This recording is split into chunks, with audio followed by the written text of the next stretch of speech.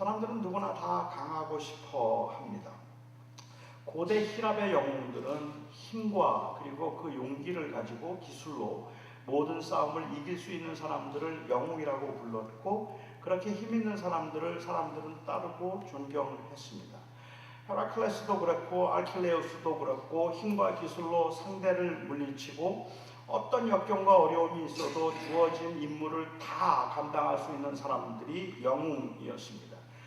그래서 모든 사람들을 힘으로 통치할 수 있는 자가 진정한 통치자입니다. 진정한 통치자란 가장 강력한 힘과 기술로 다른 사람들을 다스릴 수 있는 사람입니다. 우리는 여전히 그런 힘을 원하고 있는데, 이 서양에서 이런 영웅의 이미지를 바꾸어 놓은 분이 바로 예수님이라고 했습니다. 그래서 어떤 사람들은 말하기를 진정한 영웅은 예수님 이후로, 진정한 영웅은 단순히 힘을 가지고 상대방을 누르는 사람이 아니라 더 나은 가치를 위해서 자기를 희생할 수 있는 사람이라는 새로운 이미지를 만들어낸 분이 예수라고 그렇게 말하기도 합니다. 그런데 이런 이 영웅의 이미지, 이제는 희생하고 남을 섬기고 더 나은 가치를 위해서 자기를 희생할 수 있는 것이 바로 영웅이다라고 말했던 이러한 그 생각을 완전히 바꾸어 놓은 사건이 2001년도에 있었다고 말해요. 911 사건입니다. 캐나다의 저널리스트인 이 윌리엄 타머스는 이 911 사건 이후로 자기 희생은 이제는 영웅적인 가치가 아니라 아주 이기적이고 위험한 행동일 수 있음을 명심해야 한다고 했습니다. 잘못된 자기 희생은 인류를 지금까지 계속 그래왔지만 극단적으로 위험하게 몰아갈 수 있기 때문에 진정한 이제 영웅은 물불을 가리지 않고 하나의 가치를 위해서 자기를 희생할 수 있는 사람이 아니라 주어진 일상에서 건전한 사고를 가지고 사람들과 어우러져서 평범하게 살 수 있는 용기를 가진 사람이 진정한 영웅이다라고 이 윌리엄 타머스는 이야기를 합니다. 그러니까 어쩌면 2017년을 살고 있는 저와 여러분의 경우에 있어서는 힘이 있으면 좋겠다는 생각을 하면서도 우리에게 익숙한 통치자의 이미지는 섬김을 받기보다는 섬기는 자, 강력한 카리스마를 가지고 사람들을 좌지우지하기보다는 오히려 그냥 평범한 동네 아저씨 같은 이미지를 좋아합니다. 그래서 뭐 대통령도 그리고 교회 목사도 이제는 그런 카리스마를 가지고 사람들을 강력하게 끌어가는 사람이 아니라 오히려 그냥 평범하고 건전한 사고를 가지고 다른 사람과 별로 다를 바 없이 평범하게 살아가는 사람들이라고 생각을 하게 되죠. 교회에서도 이 열정으로 눈이 이글거리고 그리고 모든 사람들을 주눅들게 만드는 이 카리스마 있는 목사들은 이제 별로 원하지 않습니다. 대부분의 교인들이 원하는 리더십은 조금 어리숙해 보이고 친근해도 편안한 사람을 이제는 사람들은 리더로 선호를 하는 것 같아요. 어쩌면 이런 이미지에 점점 더 익숙해져 가고 있는 현대인들에게, 그리고 저와 여러분들에게 오늘 본문에 나오는 이 이미지, 모든 권세와 능력과 주권과 통치보다 높고 만물을 그 발 아래 이 무릎 꿇게 하시는 이 장엄한 이미지는 우리에게는 그렇게 익숙한 이미지가 아닐 수도 있습니다. 근데 바울은 오늘 본문에서 하나님께서는 그리스도를 이 세상의 모든 통치와 권세와 능력과 권세 위에 뛰어나게 하셨다고 말씀하시고, 이 그리스도의 권세 앞에 모든 사람들이 그 권세에 복종하게 만드셨다고 했습니다. 세상의 모든 그 권세와 주권과 통치, 다스림, 결국은 힘을 의미할 텐데, 이 세상의 모든 주권과 통치와 그리고 모든 권력들이 예수님께 무릎을 꿇고 주님을 섬기게 하셨다는 이 이미지가 예수를 주라 부르고 그리고 예수님을 섬기고 살아가는 우리들에게, 사람들에게 크게 이의가 있는 말씀은 아니겠지만, 솔직히 이 말씀이 그렇게 가슴을 설레이게 만들지는 않습니다. 왜냐하면 현실은 그렇지가 않기 때문에 그렇습니다. 그래서 이 말씀을 믿는 사람들도 모든 권세와 통치와 그리고 모든 권력이 그 앞에 무릎을 꿇게 될 것이다 라는 이 말씀을 문자적으로 믿고 있는 사람들도 이런 일이 언제 일어날 것인가를 주목합니다. 언제 일어날 것인가. 기독교가 힘이 있어서 갈수록 교인들이 늘어나고, 그리고 교회가 부흥해서 온 나라와 대륙을 다 기독교화 시켰던 중세 시대라면 혹시 모를까, 요즘처럼 교회들이 힘을 잃어가고 그리고 기독교인들의 수가 점점 줄어드는 이때에 만물이 그 발 앞에 복종하고 예수의 권력과 통치가 그 어떤 그 권력자의 통치보다 더 뛰어나서 예수님이 온 세상을 다스린다는 말은 마음에 와닿는 말은 아닙니다. 한국교회도 2030년이 되면 현재 기독교인의 숫자의 절반이 될 것이라고 어떤 미래학자가 이 예측을 했는데 전혀 근거 없는 이야기는 아닐 것입니다. 단순히 교인들이 줄어드는 것보다 우리 현대 교인들을 더 불안하게 만드는 것은 갈수록 악해져 가고 점점 더 세속화되어서 하나님을 대적하고 거부하는 것처럼 보이는 이 세상입니다. 사람들의 이기심, 폭력성, 절제도 원칙도 없어 보이는 이 쾌락주의, 돈이면 안 되는 게 없어 보이고 빈부의 차이가 갈수록 심화되는 이 물질 만능주의, 하나님이 정말 계시기는 한 걸까 싶을 만큼이나 불의와 부정이 아무렇지도 않게 자행되는 이 세상을 보면서 모든 통치와 주권과 그리고 능력이 다 그 발 앞에 무릎을 꿇게 하셨다는 이 말은 공감하기 어려운 말임에 틀림이 없을 겁니다. 저는 이 말이 당시 에베소 교회, 이 편지를 받아보고 있는 에베소 교회 교인들에게도 그렇게 들렸을 거라고 생각합니다. 제가 첫날 말씀을 드렸던 것처럼 에베소 교회가 성장하고 부흥할 때, 에베소 교회가 굉장히 잘 나갈 때, 그때 만약에 바울이 이 설교를 했다면 그 교인들은 설레임을 가지고 아멘했을 겁니다. 맞아, 이제 곧 이 온 아시아가 주님 앞에 무릎을 꿇게 될 것이야. 이제 그뿐만 아니라 마게도냐로 건너가서 온 유대가, 온 유럽 땅이 예수님 앞에 무릎을 꿇게 될 것이야. 예수님은 정말로 권능과 능력을 가지고 이 세상을 다스리게 될 것이야. 다 아멘하고 설레임을 가지고 헌신했을 겁니다. 그런데 지금 이 편지를 받아보고 있는 그 순간은 오히려 그 교회가 말할 수 없는 고난과 핍박 가운데 있을 때입니다.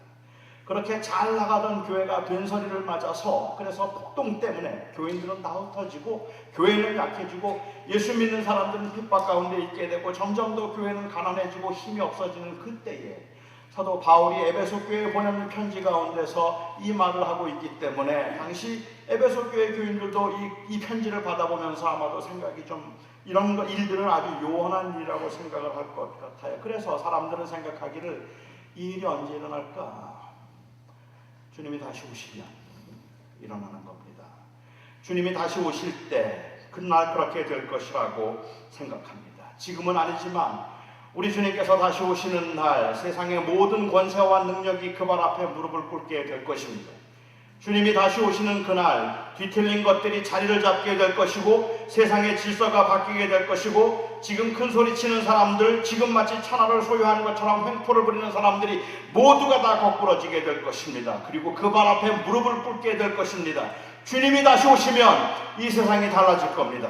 지금 비록 약해 보이고 지금 비록 아무것도 아닌 것처럼 보여도 결국 주님이 다시 오실 때 온 세상이 그 발 앞에 무릎을 꿇게 될 것입니다. 달라질 겁니다. 비록 예수를 믿는 사람들이 지금은 현실적으로 답답하고 무기력하게 이를 데 없지만 어떻게 합니까?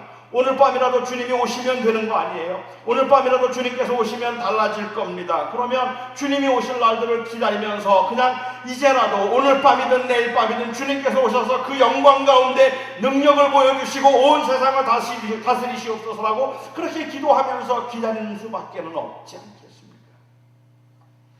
저는 주님이 다시 오시면 온 세상이 무릎을 꿇게 될 것이라고 확신합니다. 그런데 이것도 답답해요.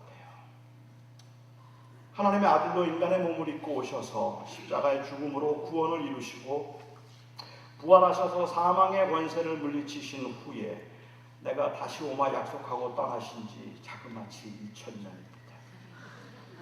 제가 예수를 구주로 영접하여서 내가 주님을 영접하고 주님을 믿고 하나님의 은혜 가운데서 하나님의 나라를 위해서 선포하며 살겠다고 그렇게 인격적으로 주님을 만난 지 40년이 지났지만 그나마 제가 세상에서 적당히 타협하면서 세상을 즐기면서 살았으니까 망정이지 주님 다시 오실 날을 기다리면서 제가 다 헌신했더라면 망할 뻔했습니다. 주님 오지도 않으세요. 빨리 오지도 않으셨습니다. 이 약속은 너무 막연하고 너무 요원합니다. 저는 주님께서 이 말씀을 하실 때 주님의 재림을 믿고 있기는 하지만 지금 사도 바울은 재림의 때에 일어날 일을 말하고 있는 것이 아닙니다.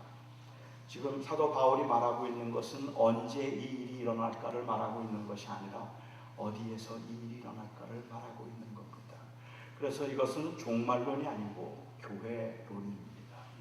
오늘 본문은 언제 일어날까 하는 것보다는 오히려 어디에서 일어나야 되는가를 말하고 있는데 그리스도께서 주인이 되셔서 다 모든 것을 다스리시고 통치하시고 모든 권력과 능력과 주권이 그발 앞에 무릎을 꿇게 되는 이 일은 성도들의 삶에서 일어나야 되고 성도들의 공동체인 교회에서 일어나야 되는 일을 말하고 있는 겁니다.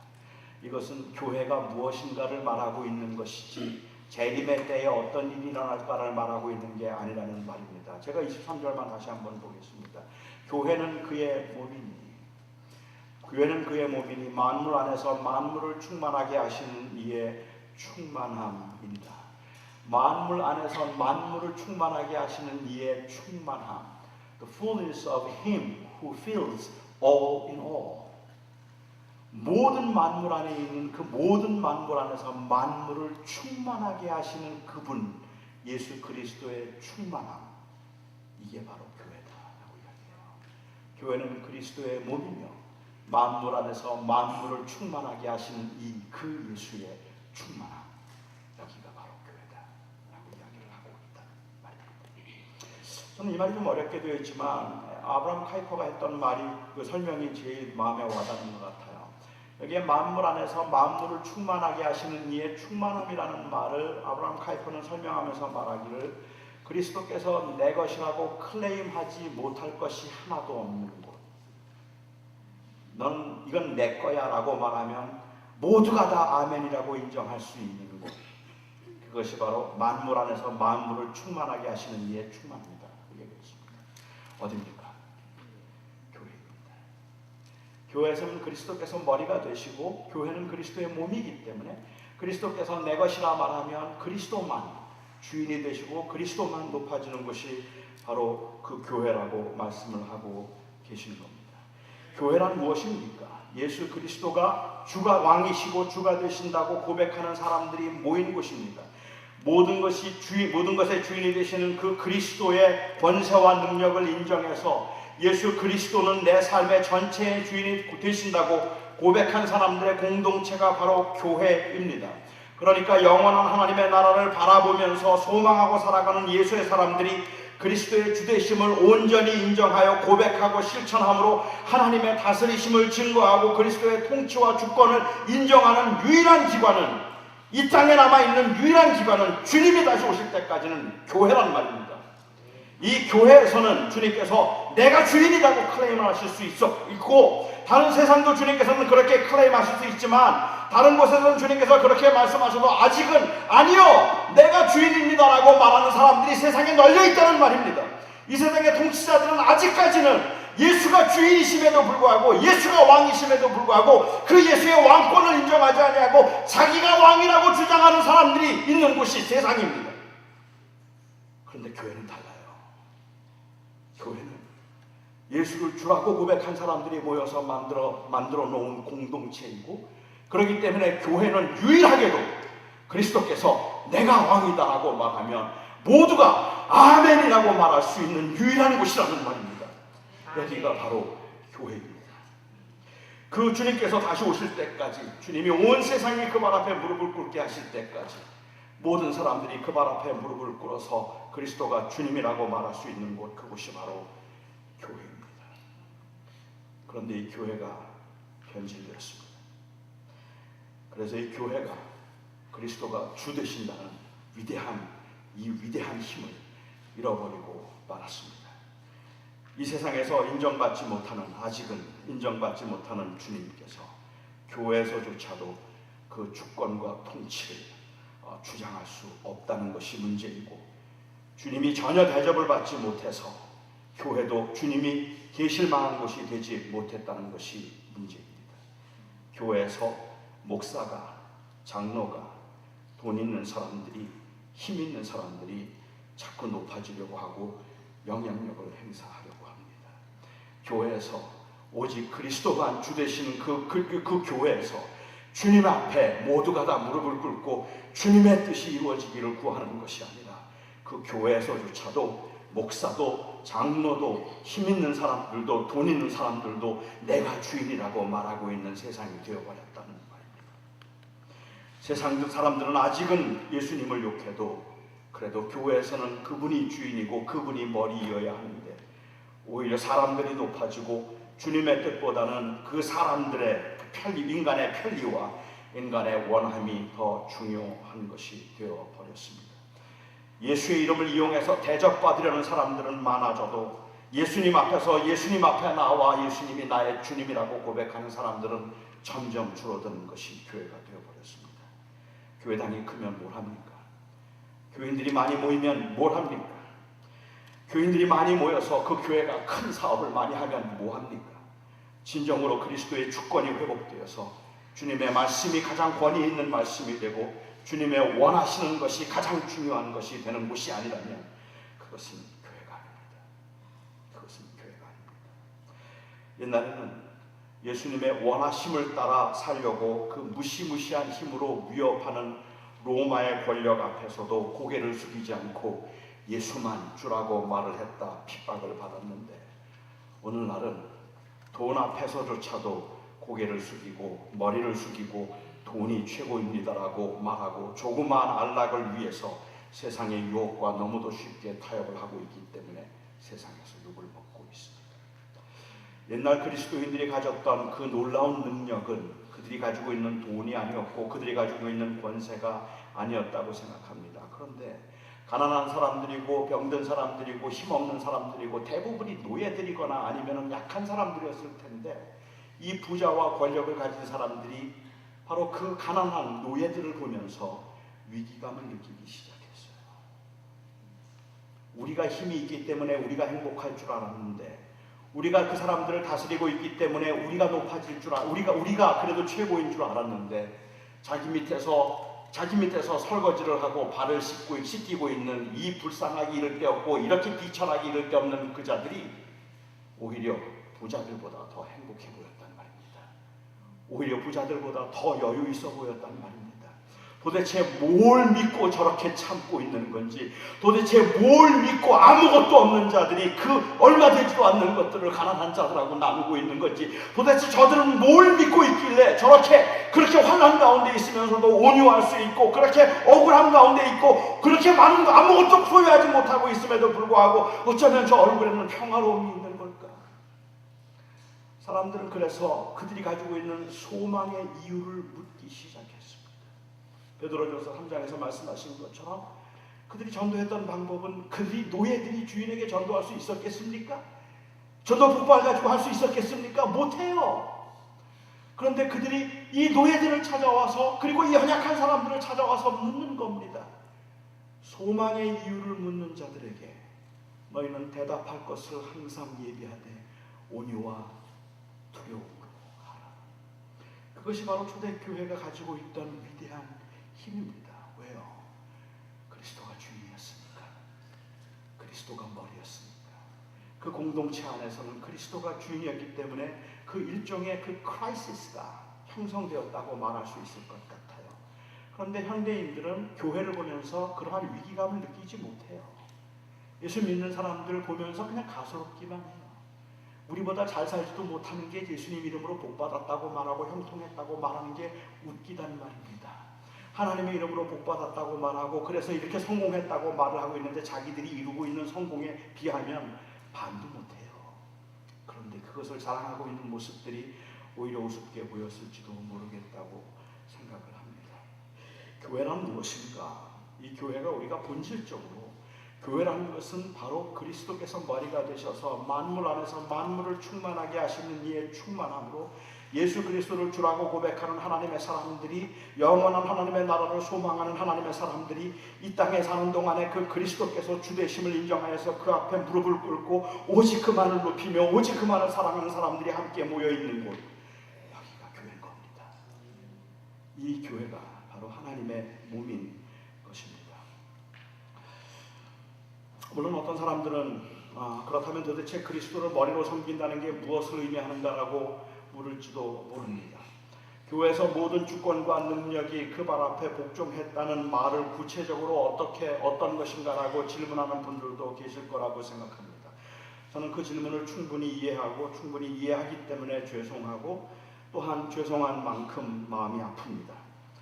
주님께 순종하라는 명목으로 목사에게 복종을 요구했고 주님만 섬기라는 요구로 교인들은 교회 성장을 위한 소모품으로 전락했기 때문에 그렇습니다.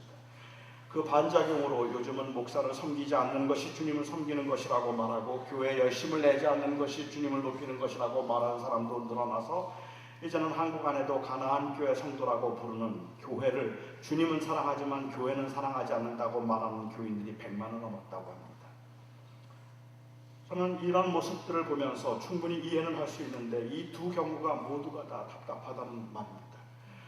저는 목회를 하면서 아마 수백 번도 더 뇌아렸을 겁니다. 수백 번도 더 고백을 했고 수백 번도 더 저는 그 확인을 했을 겁니다. 이건 내 교회가 아닙니다. 이건 내 교회가 아닙니다. 주님, 제가 목회를 하고 있지만 이 교회는 내 교회가 아닙니다. 저는 그 고백을 아마도 수없이 아마 수백 번은 뇌아리면서 제가 목회를 했습니다. 그리고 어느 날 저는 그것이 부족하다는 것을 깨달았습니다. 그것은 옳은 고백이 아니라는 것을 깨달았습니다. 왜냐하면 이건 내 교회가 아닙니다라는 그 말이 저에게는 그 교회의 불편함이나 어려움을 피해갈 수 있는 자기 합리화도라는 말입니다. 그래서 그 교회가 어렵기 때문에 나야 떠나면 그만이지 뭐. 내가 무슨 욕심이 있어요. 그 교회에 내가 무슨 애착이 있어요. 교회? 아니 나 그 내 교회 아니에요. 나는 그냥 내가 할 만큼 섬기다가 떠나면 돼요.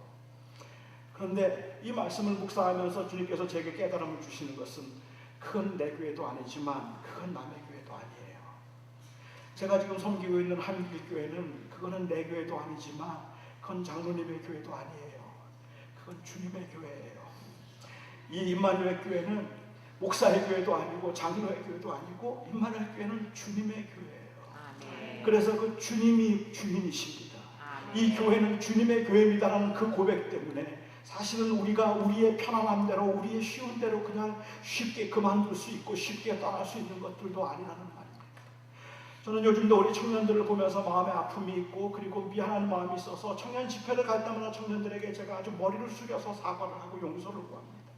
우리 어른들이 잘못해서 교회가 분열하고 교회가 깨지고 교회가 아픔을 겪는 바람에 청년들이 교회를 떠나게 되고 교회에 실망하게 되었다는 말이에요. 그래서 더 이상은 교회를 다니지 않고 그냥 안나가 교회, 가나안 교회 성도라고 말하는 교인들이 청년들이 100만을 넘었다는 이야기를 들을 때마다 너무도 마음이 아파서 미안하다는 말을 하고 싶어요. 저도 여기 있는 우리 청년들에게도 우리 시대가 너무 누렸던 것 같다고 너무 잘못한 것 같다고 정말 잘못한 것을 고백하고 싶어요. 그런데 그러면서도 또한 우리 청년들에게 제가 하고 싶은 말이 있다면 그래도 이 교회는 주님의 교회입니다. 교회를 떠나면 안 됩니다. 교회를 포기하면 안 됩니다. 주님은 바로 그 교회의 희망을 가지고 계셨고 사도 바울은 바로 그 교회에 대한 희망이 있었기 때문에 사도 바울이 이 그리스도의 몸된 것, 지금은 미약해 보이고 지금은 깨진 것 같지만 적어도 거기에 예수를 주라고 부르는 사람들이 모여있는 그 공동체 안에서는 그리스도의 주되심을 인정하자, 그 말을 하고 있다고 말할 수 있을 것 같습니다. 주님이 다시 오실 때 이 땅에 모든 권세들이 복종하겠지만 우리가 사랑하는 주님 그리고 우리가 섬기는 그 주님이, 저는 주님을 예수님을 주라고 부르고 있는 그 공동체로 모여있는 교회 안에서는 그냥 주님이 최고입니다. 주님의 뜻이 이루어지기를 원합니다라는 그 고백이 우리의 살아있는 고백이 되었으면 좋겠다는 생각이 듭니다. 그런데도 불구하고 우리는 그 교회 현장에서 그 주님의 주되심을 인정하려고 하기보다는 오히려 목사든 장로든 아니면 힘 있는 자든 영향력이 있는 사람이건 자꾸 사람들이 높아지려고 해요. 그래서 교회가 아픔을 겪고 있는 모습들을 우리는 자주 보게 됩니다. 요즘은 주님이 머리라고 하는 말이 무색할 만큼이나 세속적이고 타락한 것처럼 보일지라도 저는 그래서 포기할 수 없는 이유가 오늘 본문에 나와 있다고 생각합니다. 주님께서는 그렇게 교회를 세우고 가셨습니다. 그리고 그 교회 안에서는 그 성도들의 모임인 그 공동체 안에서 그리스도의 주되심이 드러나도록 주님께서 하신 것입니다. 그렇다면 이 교회가 도대체 어떻게 이 세상에 교회의 다른 점들을 보여줄 수 있을까요? 이 교회의 능력 혹은 복음의 능력을 보여줄 수 있는 방법으로 그동안 교회가 추구했던 것은 어떤 능력을 체험하는 것이거나 아니면 형통함을 보여주는 것이라고 생각을 했습니다. 교회당을 크게 짓고 교회가 크게 부흥하면 그게 복음의 능력을 보여주는 거라고 생각했고, 예수 믿는 사람들이 부자가 되고 예수 믿는 사람들이 형통하면 그게 바로 복음의 능력이라고 생각을 했었습니다. 그런데 아무리 생각해도 그건 아닌 것 같아요. 우리가 이 땅에서 그 그리스도의 복음의 능력을 보여주고 그리스도의 주되심을 보여줄 수 있는 방법이 무엇일까? 저는 그것은 교회는 전혀 다른 가치관을 가지고 운영되어야 한다는 것입니다. 교회는 성경적으로 주님께서 말씀하신 그리스도의 주되심을 통해서 그것에 의해서 만들어진 그 가치관에 의해서 교회가 움직여져야 된다고 저는 생각하는데, 애석하게도 교회가 세상과 크게 달라지지 않은 것 같다는 거예요. 세상에 있는 기관들하고 많이 다르지 않은 것 같다는 것이 안타까운 현실이라고 말할 수 있을 것 같습니다. 예일대학교의 그 행동심리학 교수인 로버츠라고 하는 분이 계신데, 그 로버츠라고 하는 분이 재미있는 실험을 한번 했습니다. 초등학교 4학년짜리 10살 된 아이들 20명을 한 반에 모았습니다. 그리고 그 한 반의 아이들을 모아놓고 아이들의 이 발목에 이 풍선을 묶었어요. 하나씩. 이 balloon stump 게임이라고 하는 그 게임을 하기 위해서, 그래서 그 풍선을 발목에 다 묶었습니다. 그리고 아이들에게 이야기를 했습니다. 자, 내가 이제 시작하면 너희들의 발목에 묶여있는 이 풍선들을 다 터뜨리는 거야. 다 터뜨리는데 준비 시작. 1분도 되지 않아서 그야말로 그 클래스가 아수라장이었습니다. 밟고 터뜨리고 결국은 빠르고 힘있는 아이의 풍선 하나 남았습니다. 그날 오후 클래스에 똑같이 20명 아이들을 모았습니다. 10살 된 아이들 20명을 모았어요. 그런데 그 20명의 아이들은 발달장애 아이들이었습니다. 그 아이들에게도 여전히 똑같이 설명을 해줬습니다. 내가 시작하면 그러면 이 풍선을 밟아서 터뜨리는 거야. 그리고 시작했습니다. 그러자 한 아이가 조용히 앉더니 자기 발에 있는 발목에 묶여있는 풍선을 잡았습니다. 그 옆에 아이가 그것을 밟아서 터뜨렸어요. 그래서 터뜨린 아이가 앉더니 자기의 풍선을 잡았습니다. 그리고 다른 아이가 또 터뜨렸어요. 그렇게 하나씩 20개를 다 터뜨렸습니다. 발달장애 아이들에게는 그의 사고 속에, 이건 그렇게 설명한 것도 아니었는데 그의 사고 속에 경쟁이라는 사고가 없었어요. 그런데 이 비장애인이었던 그 20명의 아이들에게는 어떻게 터뜨리라는 말을 해주지 않았음에도 불구하고 그들이 머릿속으로 먼저 생각한 것은 빨리 남의 것을 밟아서 터뜨리는 것이었어요. 그게 그 아이들이 가지고 있던 사고예요. 이 세상을 살아가면서 세상 사람들이 가지고 있는 그 사고는 어떻게든지 내가 힘을 가지고 남을 이기는 것이에요. 그런데 교회는 그렇게 운영되는 게 아니란 말이에요. 교회는 그리스도의 주되심을 인정하기 때문에 조용히 자기의 것을 붙들고 남이 터뜨릴 것을 기다려줄 수도 있는 이러한 일들이 바로 벌어지는 게 바로 교회라는 말입니다. 시애틀에서 스페셜 올림픽이 있습니다. 아마 여러분들이 수키친이라고 하는 마음을 따뜻하게 이야기해주는 101가지 이야기 책들을 읽어보셨을 거라고 생각하는데, 세 번째 그 시리즈 세 번째 책 가운데 나오는 예화 중에 유명한 예화가 하나 있습니다. 이 시애틀에서 스페셜 올림픽이 있었습니다. 스페셜 올림픽은 장애인들이 하는 올림픽입니다. 그런데 장애인들이라도 스페셜 올림픽에 참가하게 되면 굉장히 탁월한 친구들입니다. 그래서 연습을 굉장히 열심히 해요. 몇 달씩만 연습을 합니다. 존이라고 하는 친구가 다운 신드롬 장애를 가지고 있었는데, 그런데 단거리 선수로 뽑혔습니다. 몇 달 동안 아주 그냥 피나게 연습을 했어요. 그리고 마침내 올림픽 경기가 되어서 8명의 장애인들이 섰습니다. 총소리와 함께 8명이 뛰어나갔습니다. 뛰어나가자마자 얼마 지나지 않는데 존이가 그냥 발에 걸려서 넘어져 버렸습니다. 8명이 뛰다가 1명이 넘어졌어요. 7명에게는 기회입니다. 그런데 누가 뭐라고 말린 것도 아니고 누가 뭐라고 말한 것도 아닌데 앞으로 뛰어나갔던 7명의 아이들이 모두가 다 멈췄습니다. 그리고 다 돌아왔습니다.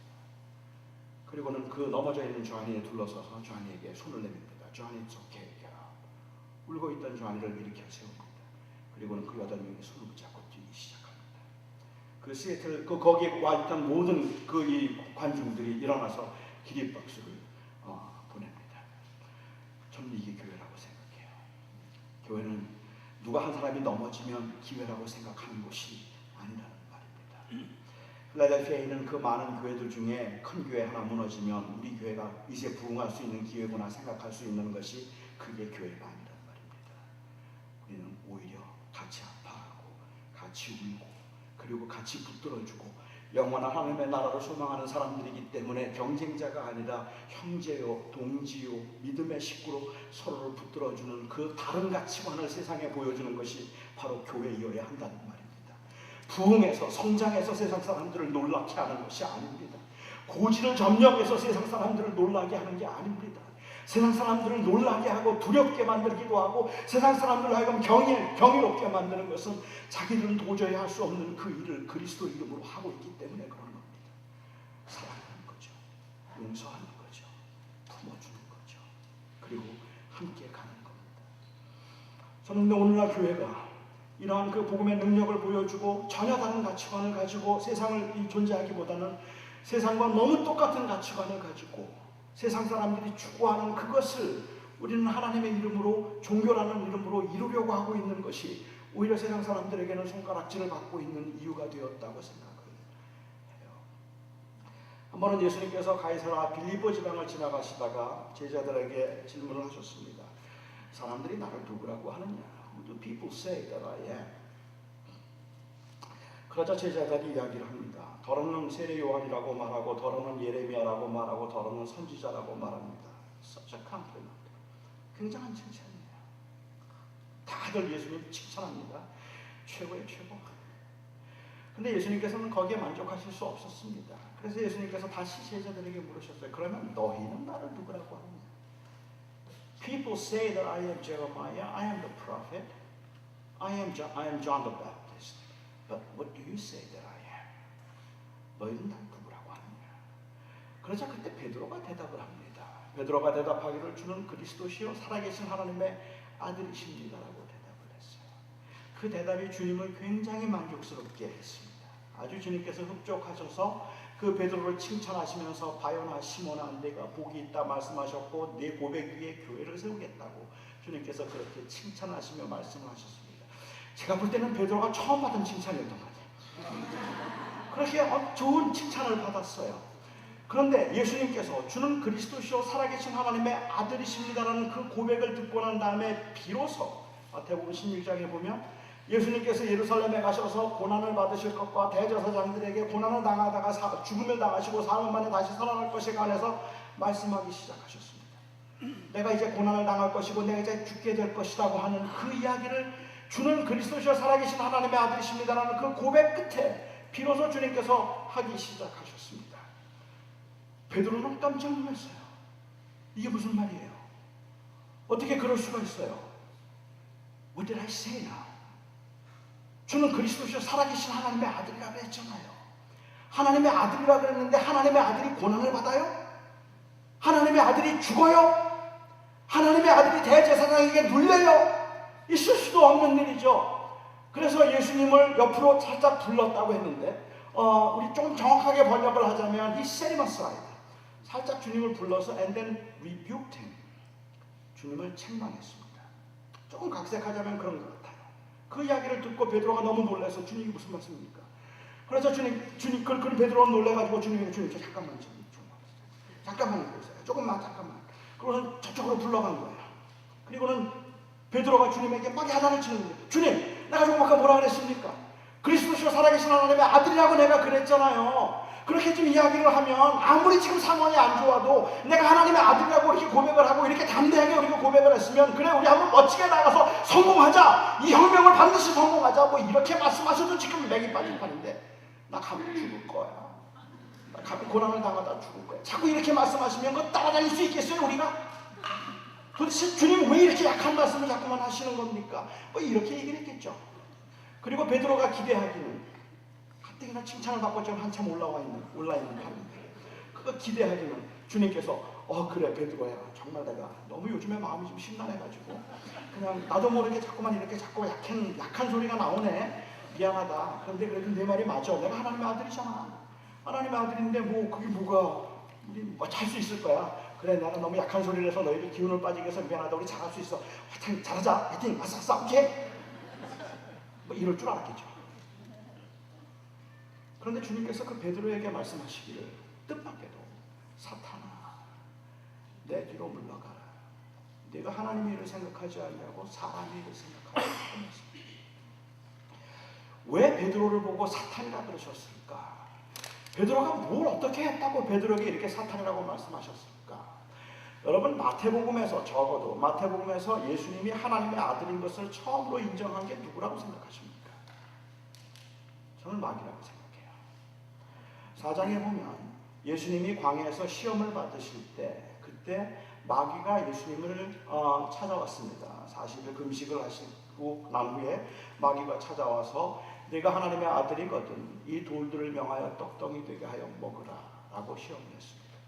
If you are the son of God, 이 말은 네가 하나님의 아들이 아니냐는 말이에요. 하나님의 아들이라면 이 돌을 떡덩이 되게 하여 먹으라라고 그렇게 시험을 했습니다. 그리고 예수님께서는 사람이 떡으로만 살 것이 아니라 떡으로 살 것이 아니라 하나님의 입에서 나오는 말씀으로 살 것이라고 말씀을 하셨습니다.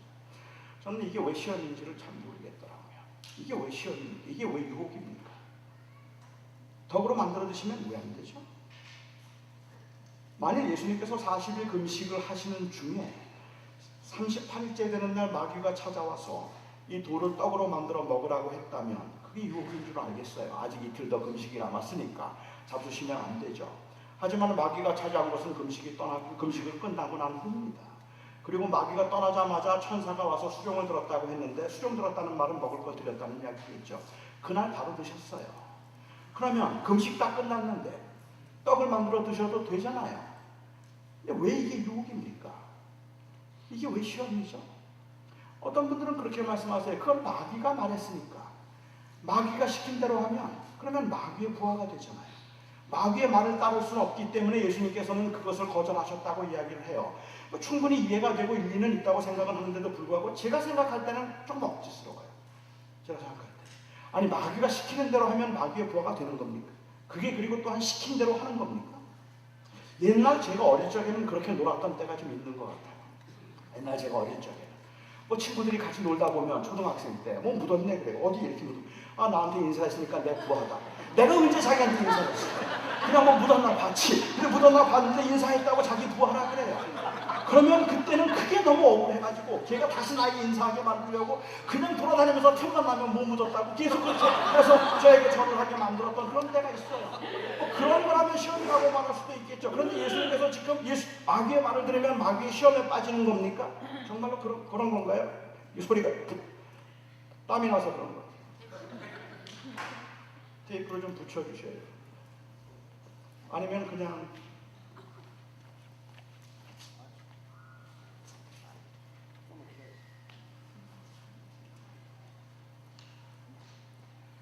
땀이 나서 샤워를 하고 올까요?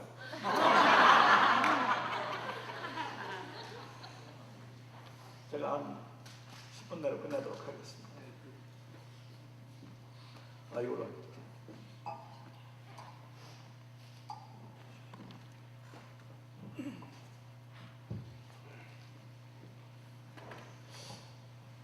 그런데 사실 예수님께서 하나님의 아들이심을 보여줄 수 있는 저는 절호의 기회라는 생각을 했어요. 마귀가 말합니다. 하나님의 아들이거든 이 돌을 명하여 떡덩이 되게 하여 먹으라. 예수님은 하나님의 아들이십니다. Why not? Certainly, I am the son of God. 돌을 떡으로 만들어 드시는 거예요. 그렇게 돌을 떡으로 만들어 드시면 마귀가 예수님 보고 내가 시킨 대로 했으니까 내 부하가 속았네. 그러면 예수님께서 막 억울해하시면서 아이고 속았다 이거 이러는 겁니다.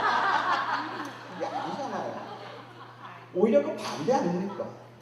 하나님의 아들이심을 증명할 수 있는 최고의 기회입니다. If you are the son of God, then make this stone bread. Certainly, I am the son of God. So he made a bread. He made the stone bread and ate. 그러셨어요. 그럼 마귀가 뭐라 할까요? You must be the son of God. 예수님은 하나님의 아들이신 것을 증명할 수 있는 기회인 거예요. 그런데 이걸 왜 시험이라고 하셨을까? 그리고 왜 주님께서는 이것을 떡으로 만들어 드시지 않으셨을까? 그거는 마귀의 유혹의 의미를 알았기 때문에 그래요. 마귀는 지금 계속해서 그가 하나님의 아들인 것을 강조하고 있는 거예요. 당신이 하나님의 아들 아닙니까? 그런데 왜 고난의 길을 가려고 합니까? 그런데 왜 십자가의 길을 가려고 합니까? 그런데 왜 죽음의 길을 가려고 합니까? 그냥 하나님의 아들로 남아 계세요. 그래서 하나님의 아들로서 그냥 영광 가운데 능력 가운데 계세요. 고난의 길을 가지 마세요. 그 말을 하고 있는 거라는 말이에요. 그래서 예수님께서는 그것을 시험 유혹이라고 부르시고 사람이 떡으로 살 것이 아니라 하나님의 말씀으로 살 것이다. 여기서 말하는 떡이라는 것은 안락하고 편안한 길이겠죠. 여기서 말하고 있는 하나님의 말씀이란 바로 예수 그리스도를 통하여서 인류를 구원하기로 하는 하나님의 계획과 하나님의 뜻이겠죠. 그러니까는 예수님께서는 고난과 십자가의 길을 가기 위하여서 그 유혹을 물리치신 겁니다. 그리고 마귀는 지속적으로 하나님의 아들임을 강조하는 거예요. 하나님의 아들이기 때문에 하나님의 아들로 남아있으라는 거예요. 능력을 행하라는 거예요. 예수님께서 이날 떡으로 만들어 드셨다면 3년 동안 예수님 고생 없습니다. 그렇잖아요. 하나님의 아들이신데 다른 제자들은 다 길을 가다가 힘들어서 막 다리를 두들길 때 전능하신 하나님의 아들은 축지법을 쓰십니다. 제자들이 배고파서 허기진 배를 부둥켜 안고 먹을 걸 찾으러 다닐 때 주님께서는 배고픈 척 하셨지만 그 하나님의 아들로 풀을 뽑아서 곱창전골을 만들어 드시는 거예요. 그게 주님의 능력이에요. 하나님의 아들의 능력인 거예요. 그런데 주님께서는 당신을 위해서 한 번의 고생, 한 번의 기적도 행하지 않으셨습니다. 왜요? 바로 그 고난의 길을 가셔야 하기 때문에 그렇습니다. 돌을 떡으로 만들어 먹으라는 이 유혹은 하나님의 아들이거든 돌을 떡으로 만들어 먹으라는 유혹은 환난과 고난의 길을 가지 말라는 이야기입니다. 쉬운 길 가라는 거예요. 영광 가운데 있으라는 이야기입니다. 그런데 베드로가 그 얘기를 하는 거예요. 베드로가 하나님의 아들이라고 내가 하지 않았습니까? 그런데 왜 고난 이야기를 하십니까? 이 땅에 사는 동안에는 그 영원한 영광을 위해서 고난의 길을 기꺼이 그리스도인들이 가야 하고 이 교회는 세상과 다른 가치관을 가지고 세상에서 오히려 손해를 보고 희생을 당하는 것 같더라도 그래도 그 그리스도의 그 가치관을 가지고 이 세상에서 그 그리스도의 가치관으로 하나님의 나라를 세우며 존재하라고 말씀하고 계시는 건데 너무 세상과 똑같은 생각을 하면서 살아가고 있습니다. 세상 사람들이 보기에는 그냥 아무렇지도 않은 똑같은 하나의 기관처럼 보인다는 말입니다.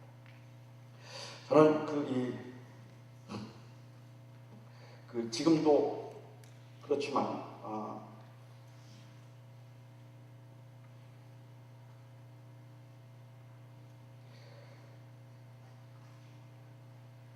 옛날에는 자기 전에 새우깡 한 봉지하고 다이어트를 꼭 먹었어요.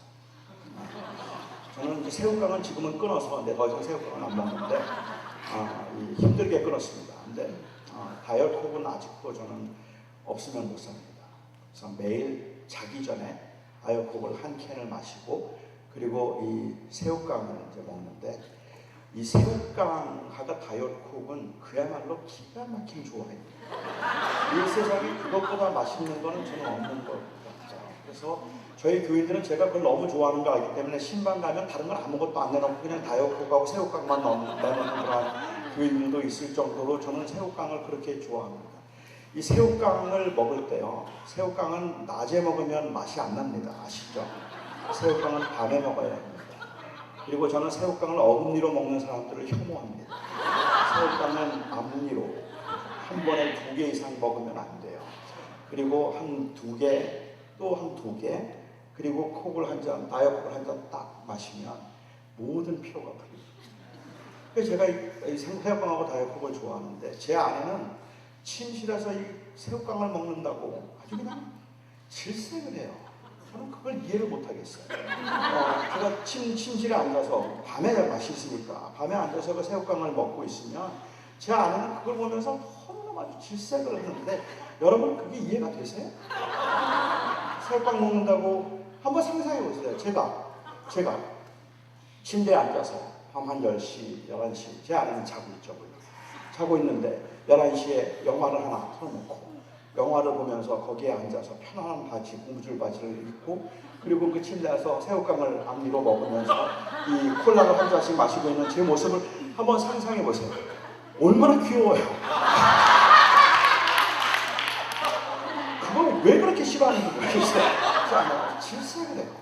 근데 제가 이 콜라를 좋아해서 콜라를 매일 한 잔씩 마시는데 제 딸이 6살 때, 7살 때 그럴 때 이제 제 딸이 콜라가 이제 지하실에 있으니까 2층에서 지하실까지 내려가는 게 저한테 좀 힘들어요. 그래서 딸에게 심부름을 시킵니다. 딸아이에게 심부름을 시키기 위해서 이제 딸의 아이가 영우인데요. 그 영우한테 콜라를 가져오라고 합니다. 그러면 아이는 절대로 그 말을 안 들어요. 그냥 언제나 싫어해요. 근데 저는 상관하지 않아요. 저는 제 딸을 뛰게 하는 방법을, 가져오게 만드는 방법을 알아요. 그게 그 아이의 성품이고 기질인 것 같아요. 저는 그 아이에게 뭐 싫다고 그러는데 상관하지 않고, 영우야, 네가 그렇게 빠르다면서?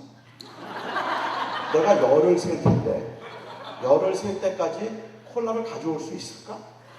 내가 아는 사람 중에는 그 콜라를 아직까지는 가져온 사람이 없는데 어쩌면 너는 할 수 있을지 몰라. 가져올 수 있을까? 그렇게 이야기를 하면 제 딸이 들은 척도 하지 않습니다. 저도 상관하지 않아요. 하나, 둘, 그러면 제 딸은 뜁니다. 어쩔 수 없어요. 그냥 뛰어요. 에이! 그러고 막 뛰어가요. 둘, 셋, 쿵쿵쿵 내려가는 소리가 들린다면 제가 카운트를 할까요? 그리고 나중에 쿵쿵쿵 올라오는 소리가 들려요. 7, 8, 9이면 정확하게 들어옵니다. 땀을 뻘뻘 흘리면서 그 아이가 콜라를 가지고 오면 제가 그 딸 아이에게, 야, 넌 진짜 빠르다. 너처럼 빠른 애는 본 적이 없어. 라고 그렇게 말하지만 제 마음속으로는 넌 내 밥이다. 제 딸이 저에게 속고 있다는 걸 알았을까요? 알았을 것 같아요. 알아도 그 본성상 그 아이는 뛰어야 돼요. 그런데 마귀가 우리 보고 그럴 것 같아요. 너 이거 돌 떡으로 만들어 먹을 수 있어? 그게 유혹인 줄 아는데도 우리는 그 떡을 안 만들어 먹을 수 없어요. 그렇게 떡으로 만들어 먹으면 그러면 마귀는 일기를 넌 내 밥이야. 그리고 예수님은 마음 아파하십니다. 바로 그 인간의 그 본능적인 그 욕구와 욕심에 따라서 그 본능과 싸우며 그리스도의 주되심을 높이기 위해서 몸부림치고 있는 모습이 아니라 너무 당연한 것처럼 합리화시켜서 그래서 그 죄의 본성을 그대로 따라가고 있는 그 모습 때문에 오늘날 교회를 보면서 주님께서는 가슴 아파하시고 마귀는 넌 내 밥이다 말합니다. 저는 이 교회가 그리스도의 주되심을 아니 그리스도의 주권을 다시 회복하기 위해서 이거는 굉장히 치열한 영적인 싸움이라고 저는 생각합니다. 굉장히 치열한 영적인 싸움이지만 이 영적인 싸움을 위해서 우리 모두가 놓치지 말아야 되는 마음이 있어요. 그리스도의 교회입니다. 저는 지난 6년, 7년 동안 LA에서 목회를 하면서 당회를 할 때마다 당회를 시작하면서 항상 제일 먼저 했던 말, 저 자신에게 했던 말이고 장로님들에게 하기 위해서 했던 말이지만 처음으로 항상 매번 당회를 열 때마다 제가 하는 말은 This is the Church of Christ, not ours. 이건 그리스도의 교회입니다. 이것이 그리스도의 교회인 것을 잊지 말고 우리 회의합시다. 그리고 우리 말합시다. 그리스도의 교회. 저는 우리가 이 교회 안에서 주님이 세우신 이 교회를 정말 사랑하는 마음으로 교회가 힘들고 어려워도 교회를 포기하지 말고 그 교회 안에서 사랑하는 성도들이 같이 고백하고 함께 확인하고 그래서 붙들어야 되는 고백이 있다면 This is the Church of Christ.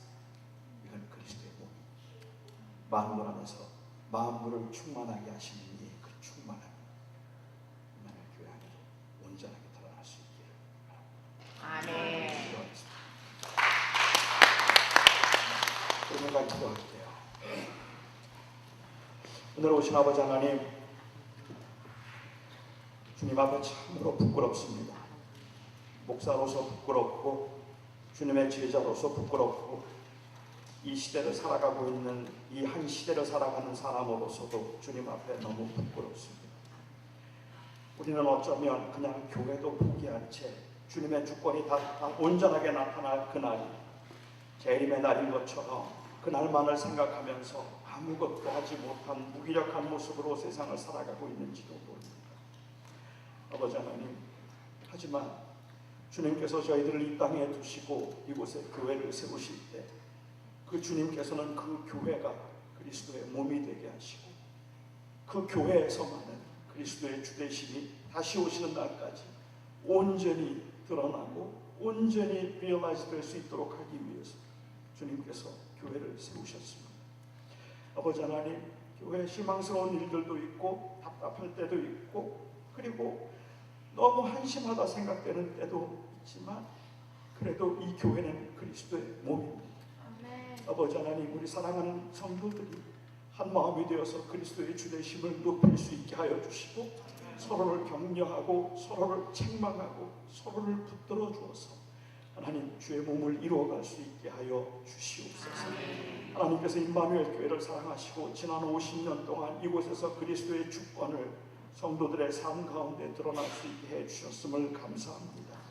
아버지 하나님, 그 인간의 본성 때문에 돌을 떡으로 만들어 먹고 싶은 그 욕구에 넘어가서 돌을 떡으로 만들어 먹었던 적도 있을 것이고 편안하고 안락한 것을 추구하면서 가장 쉬운 길로만 가려고 했던 때도 왜 없었겠습니까?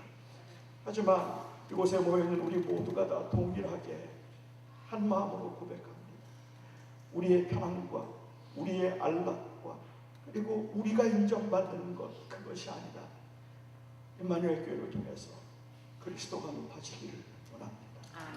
하나님, 그 마음으로 서로를 섬기며 세상에 그리스도가 주되심을 보이는 교회 되게 하여 주시옵소서. 예수님의 이름으로 기도하옵나이다.